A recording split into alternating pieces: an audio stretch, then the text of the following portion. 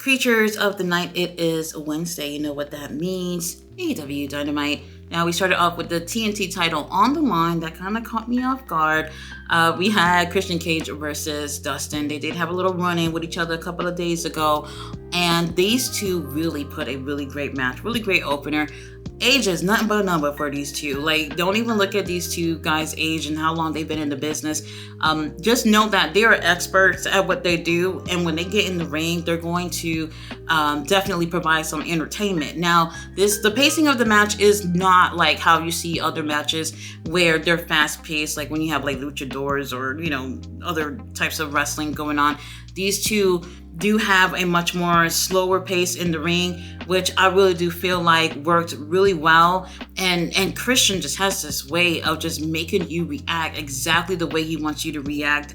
As a heel, this man is just untouchable for me right now. I think he's definitely pro wrestling's best heel at this point, and it shows in the matches as well. Not just what you hear him say on the mic. This guy is just, he just does no wrong for me in my eyes. Now, Dustin is another one too. We don't see him often, but when he comes, you see him get in the ring, and he has this energy of a guy who may be in his late 30s or so. He just does so well. And these two guys, they have like a style that really complements each other. So the chemistry was really, really great. Obviously, we have Killswitch and Nick Wayne. They are ringside. Nick Wayne is making himself useful. Obviously, he's a favorite out of the two. But we have Luchasaurus, who does get involved for like 2 seconds, like towards later on in the match. Now, Nick Wayne does get involved, but never really help Christian actually take the win. Christian hits a spear, and the thing I don't like about this was that Dustin didn't sell this at all. And I'm just like, whoa, okay. We just gonna get right back up after a spear. I personally didn't like this because I really feel like I would love to see Adam and Christian incorporate each other's moves into their matches while they're feuding with each other. I think that would make things a little bit more interesting in these feuds by mocking each other, whatever, by using each other's moves. But Dustin did not sell this at all. And right after that, Christian hits him with 2 kill switches and takes the win with the second one. And everything is good in the hood. Our stepdaddy retains the TNT title.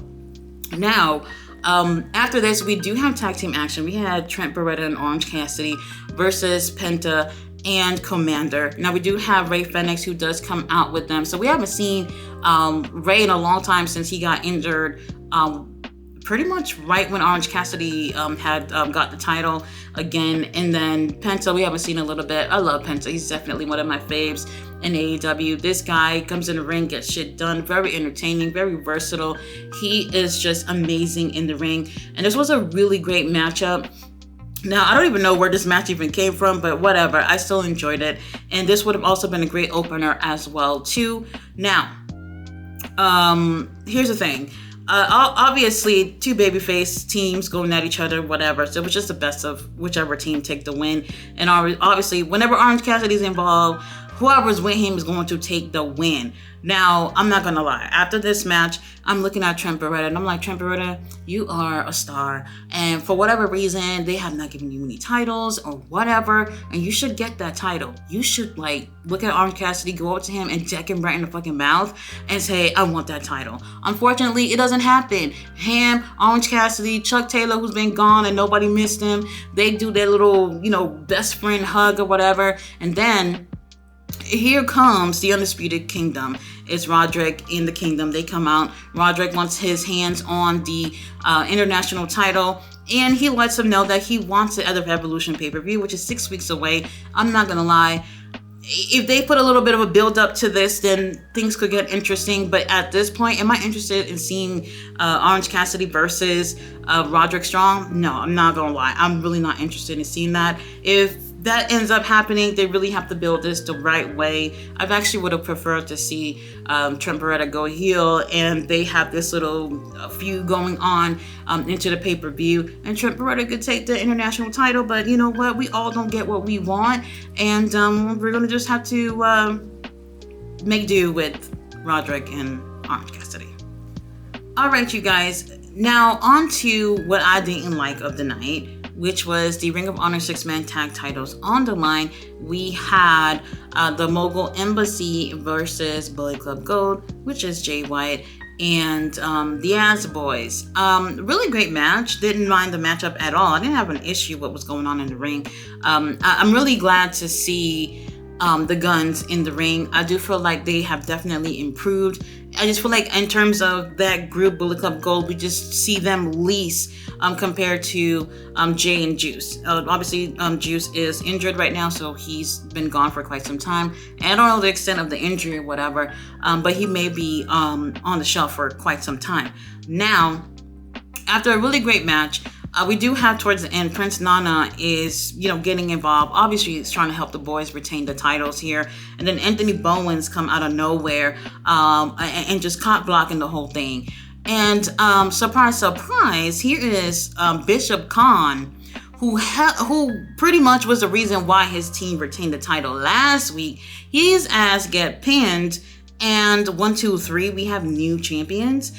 And I'm not gonna lie, I did not see this coming at all. I don't understand what was the point of this. All I care about is what is going to happen moving forward from here. Are Bullet Club Gold going to be defending those titles on Ring of Honor? I don't really see it. And right now they have a track record. AEW have this track record where they take Ring of Honor titles and they bring them over to AEW and don't do diddly squat shit with them. And that right there, I feel like hurts Ring of Honor, especially for people like me who is paying for Ring of Honor and y'all just taking them titles away and we don't get a chance to see them over there. Why am I paying for this when you're taking the champion titles and putting them elsewhere? It just doesn't make sense to me. I don't want to say if this is a bad idea or not. I just want to see how it plays out. But I still right now don't like it. They have to do something where they're going to be featured on Ring of Honor. If they're not, I just feel like, what's the point? Now, during my live stream, King Leo, who's doing the live stream with me, did bring up a point that they could possibly unify the Ring of Honor 6-man tag titles with the trios titles, which would be interesting if they did do. Right after that match, we do have the trios champions, Daddy Ass and the Acclaim come out, and they're staring at each other and want to do a scissor party, whatever. They call themselves the Bang Bang Scissor Gang or whatever. And I'm looking at this and I'm just like, okay, well, I don't know where this is going. But if they did unify the titles, I would not be upset about that because we kind of do have a lack of trios on both promotions. So if one team could have both these titles, just unify the titles and they could just, go from Ring of Honor and AEW and go against whatever little trios there actually are, then I'm not mad at that. But we'll see how this go. I don't know if that's exactly what Tony has in mind. Now, I forgot to mention, though, we did have a tribute to Jay Brisco. It is an anniversary of his death, a 1-year anniversary. They did show his family and Mark's family as well. Mark obviously being teary-eyed on stage, talking about his brother, and also brought his children that were in the car with him. One of them, they did say, will never walk again, and here she is coming on the stage, walking just fine. And it was really great and a very emotional moment to see his family being there, and there's so much love still to give for Jay Brisco. Definitely one of the best tag teams in of all time. Them boys have given us so many great matchups, especially in that last year of Jay Brisco's life. He's given us some of the best matches that I've even seen, from 2022, and it's really, really sad that we had lost him so soon. Now, we also do get a little sit-down interview with Matthew and Nicholas Jackson. That's what they want to be referred to with Renee Paquette.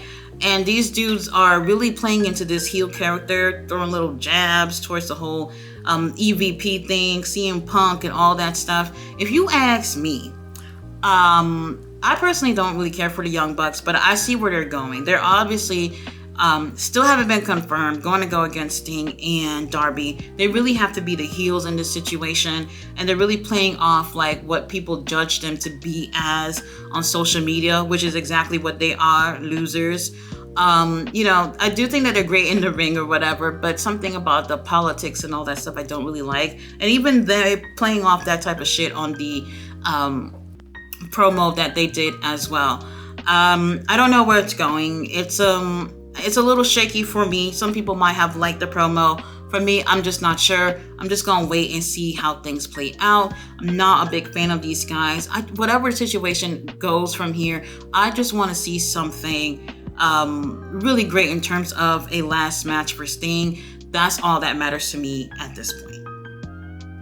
Up next, we had the ladies in action. We had Deonna Purrazzo versus Anna Jay. I'm not gonna lie, I don't know why Anna Jay got this opportunity. She went against Julia Hart and lost. So you lose an opportunity to win a title, but you gain an opportunity to possibly go for another title, which was a little strange for me, but whatever. They do have a pretty decent matchup, and we do have Toni Storm, who is on commentary, and this girl, I'm not gonna lie, she's absolutely freaking hilarious.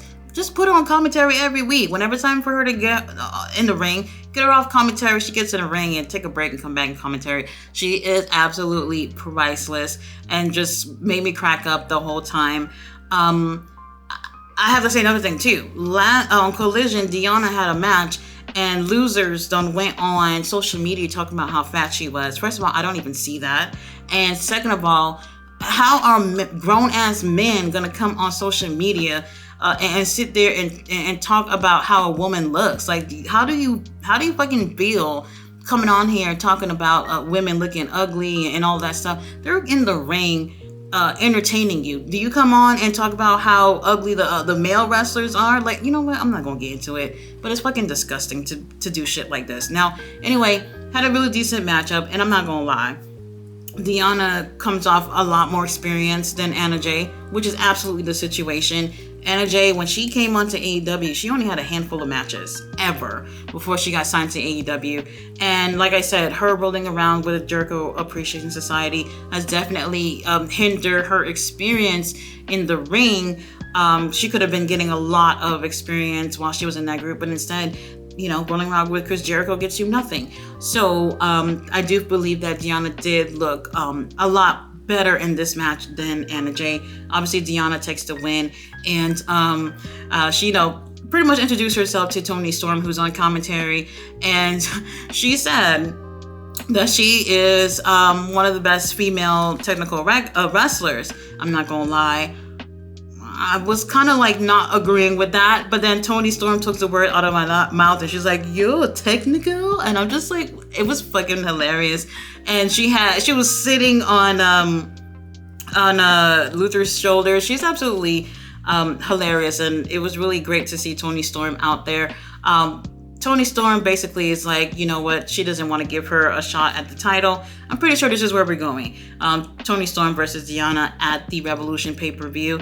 I am liking the fact that we are still 6 weeks away and we can actually start seeing what may or may not happen at the pay-per-view. Usually Tony Khan just wait until like a week or a few days before the pay-per-view to actually build something very last second. And I'm appreciating that Tony Khan's trying to do things a little differently. Up next, we had tag team action. We had Private Party versus Top Flight in a really fun tag team match. Now, man, it was a lot of spots here, a lot of really great moments, but I'm looking at this match and I'm just like, wow, Mark Quinn is having his first match since he's been injured. He was injured and out for like, a little over a year with a leg injury, and this dude didn't look like that at all in the ring. Just was moving around flawlessly, and he really looked like he was having a great time. Now, at times, the crowd was really going for both of them. Now, real talk, they're going into this match both as baby faces, but here come Mark Quinn taking the win with a roll up while he is holding on the damn ropes. Obviously, the referee is blind and can't see shit, so they end up taking the win. And, they are really upset. Top Flight are really upset that that's how the match ended. This was supposed to be like a friendly competition thing. But hey, when you're trying to catch some W's, you don't got time to be friendly. And even Action Andretti comes from the back and he is mad at Private Party as well. And you know what? Private Party is celebrating with the audience right after that win. I know, they just turned heel and people are still happy to see them. And they really did a great job here. Now, I want to see the tag division, pick up. We do have Ricky and Big Bill with the titles right now, and I do Want to see a little bit, a lot more from these two. But if this is reviving the AEW tag division, please, I would need some more. I want to see more of Private Party. They did a really great job. Oh, and Isaiah Cassidy, the Do-Rag game, it's on point. Main event time, we had Hook versus our world champion, Samoa Joe. Obviously, exactly what you thought Samoa Joe would do to someone like Hook or pretty much anybody in the ring is definitely what ends up happening here. In terms of what was going to happen, it was very predictable, but we had to see Hook take this beating, just as Taz had to see his son get his ass whooped for this match here. Now, for the most part, Taz is being like really professional on commentary, but at some point he does decide to take off the headset and just watch his son get the life beat out of him. Now, I'm telling you, Hook took a lot from this match. Took a whole bunch of shit from Samoa Joe, just as I expected, but I knew at some point Hook was going to get his ass up and give a little something before he loses the match. Now, we do have a point here in this match where Samoa Joe takes Hook and hit a Uranagi onto the announce table. That announce table breaks in like a million pieces, and I'm just like, Hook, who they say is 201 pounds, which I'm not believing, the second like his hair follicle touched the table was already broken, and I'm just like, what's holding up this table? Gum or something? Like, it just, I don't know. The table should not just break up like that. Anyway, after taking a beating from Samoa Joe, we do have Hook, who finally finds it within himself to hit a T-bone suplex onto Samoa Joe. And I was like, I knew it. He'll only get one suplex, just one in this match. And obviously, that little burst of energy came out of nowhere after getting a whole beat down from Samoa Joe. He does attempt to go for a red run, but isn't able to lock it in. Samoa Joe's like, bitch, I know your tricks. I know the little two moves you got going on in your little moveset. And after that, we do have Samoa Joe taking a win with a coquina clutch. We do have Hook, who just ends up fading rather than tapping, which I actually do think was the right thing. Don't let him tap, have him just fade or whatever. And right after that, Hook is like, bitch, what the fuck, did I just lose? And he decides to call out Samoa Joe, and he wants some more. Samoa Joe gets back in that ring, gives him some more, and for whatever reason, Hook has a death wish, and he calls out Joe again. And before he can even go in that ring, we do have Hangman Adam Page, Captain Saberho, helping Hook, and obviously that doesn't happen because Joe's not going to want to get in the ring. He don't want that smoke with two wrestlers in the ring. Now, this has seemed like a moment where we're looking at things where it could be Hangman versus Joe for the pay-per-view maybe, but then our homie Swerve and Prince Nana are in the crowd, and everybody's chanting whose house, everybody's chanting for Swerve, and that whole little thing just got robbed by Swerve. And by the way, Swerve, I don't know if he hasn't been sleeping, whatever the hell it is. He got those really bad dark circles around his eyes. I don't know where AEW makeup team was at. They could have fixed that for camera purposes. Swerve, if you're not getting some sleep, bro, you need to get some sleep. It does not look good on camera. But either way, main event was exactly what I expected it to be. But in terms of the whole show, I do feel like it was a really great show. For some reason, it felt like it went by fast, and I did enjoy it. Anyway, the pay-per-view is coming up, and we're actually feeling like Tony Khan is booking things, trying to tell stories the weeks in advance instead of last second like he normally does with these pay-per-views. And that I really do appreciate him building these stories weeks in advance, because that would make people more invested in it. I do think it was a really great episode of Dynamite, so if you missed it, go ahead and check it out. There we do have clips from these matches, not full matches, but you get a chance to see a little something.